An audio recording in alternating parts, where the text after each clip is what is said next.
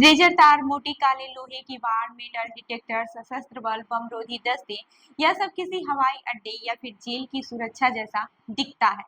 लेकिन यह मतगणना केंद्र की सुरक्षा व्यवस्था है, जहां चुनाव अधिकारी मतपत्रों की गिनती करेंगे। जरूरत पड़ने पर ड्रोन, घुड़सवार सिपाही और स्पाइनर्स तैनात करने की योजना भी तैयार की गई है। यह मतगणना केंद्र अमेरिका के एरिजोना में स्थित मैरिकोपा काउंटी में है। मैरिकोपा काउंटी 2020 के राष्ट्रपति चुनाव में विवाद का सबसे बड़ा मुद्दा बन गया था।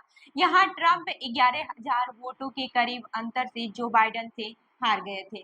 हालांकि ट्रंप ने काउंटी पर अनियमितताओं का आरोप लगाया था, लेकिन उन्होंने इसके लिए कोई सबूत नहीं दिखाए। इन आरोपों और अफवाहों के वायरल होने के बाद ही हथियारबंद प्रदर्शनकारी मतगणना केंद्र पर जमा हो गए थे। इसके बाद से चुनावी नतीजों को चुनौती देने वाले कई मुकदमे भी दायर हुए थे। इसलिए उस चुनाव के बाद से मतपत्रों की गिनती की प्रक्रिया में कुछ बदलाव किए गए, जिसमें से अत्याधुनिक सुरक्षा सुविधाएं भी शामिल है। मैरिकोपा काउंटी शेरिफ रस स्कीनर ने बीबीसी से बताया कि हम इसे सुपर बाउल टूर्नामेंट के रूप में ले रहे हैं। मैरिकोपा संयुक्त राज्य अमेरिका में चौथा सबसे बड़ा अधिक आबादी वाला काउंटी है। काउंटी के कुल मतदाता एरिजोना के कुल मतदाताओं का 60% हिस्सा है। स्किनर ने कहा कि वह एक साल से अधिक समय से चुनाव की योजना में जुटे हुए थे। शेरिफ विभाग यानी कि पुलिस विभाग मतदान और मतगणना केंद्रों पर सुरक्षा की देखभाल करता है। सुरक्षा अधिकारियों को चुनाव के नियम कानून को लेकर प्रशिक्षित किया जाता है। सुरक्षा की दृष्टि से ड्रोन और स्पाइनर्स के साथ कठोर कदम उठाने के बारे में पूछे जाने पर स्किनर ने कहा कि हमारी आशा है कि उस स्तर की सुरक्षा का उपयोग करने की कभी आवश्यकता नहीं होगी। हालांकि उन्होंने कहा कि हम केंद्रों और उनमें काम करने वाले कर्मचारियों की सुरक्षा सुनिश्चित करने के लिए जरूरी कदम उठाने के लिए तैयार है।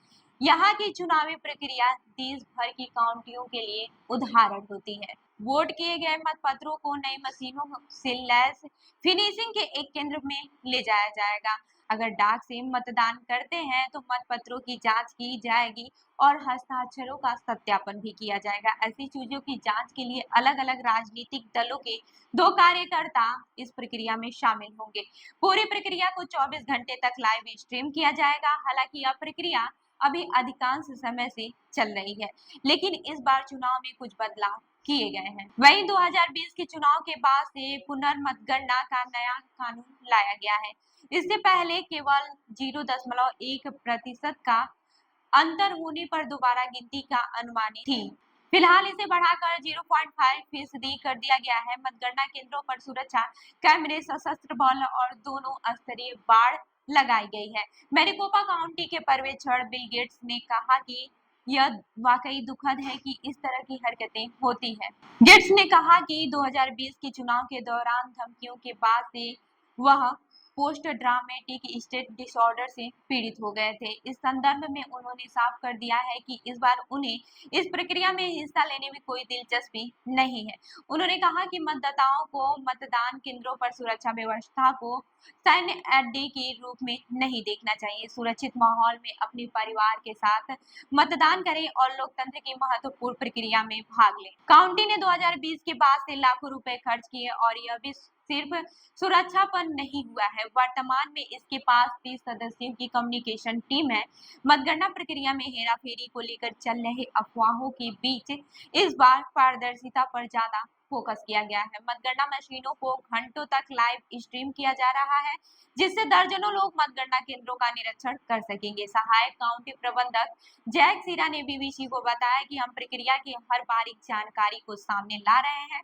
इसी तरह के झूठे प्रचार को रोका जा सकता है। उनके अनुसार हम सबसे कठिन चुनौतियों का सामना करने के लिए तैयार हैं, लेकिन हमें उम्मीद है कि सब कुछ सुचारू रूप से चलेगा। हाल ही के बदलाव को देखने वाले कुछ मैरिकोपा रिपब्लिकन ने बीबीसी को बताया कि उन्होंने चुनाव प्रक्रिया में कुछ समस्याओं को पहचाना है। 25 वर्षीय गैरेट लुडविक ने कहा कि मुझे लगता है कि उन्होंने कुछ ऐसे इंतजाम किए हैं जिससे फायदा होगा। एक रिपब्लिकन मतदाता ने कहा कि 2020 के चुनाव में उन्हें ज्यादा सक्रियता से मतदान में शामिल होने के लिए प्रेरित किया है। अब उन्होंने मैरिकोपा काउंटी में मतदान केंद्रों पर 2 शिफ्टों में काम करने के लिए नामांकन कराया है।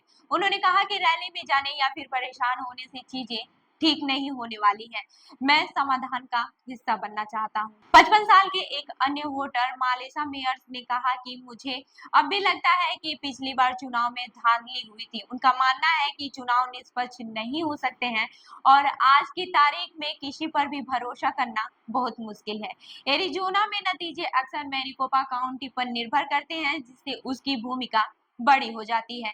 यहाँ के अधिकारियों का अनुमान है कि सभी मतपत्रों की गिनती में 13 दिन तक का वक्त लग सकता है। वहीं सहायक काउंटी प्रबंधक सीरा का कहना है कि संभावना है कि 2024 में पूरी दुनिया की नजर मैरिकोपा काउंटी के परिणामों पर होगी। तो इस खबर पर क्या है आपकी राय, हमें जरूर बताएं। मैं हूं रूबी आपके साथ और आप देख रहे हैं जनदर्पण न्यूज। धन्यवाद।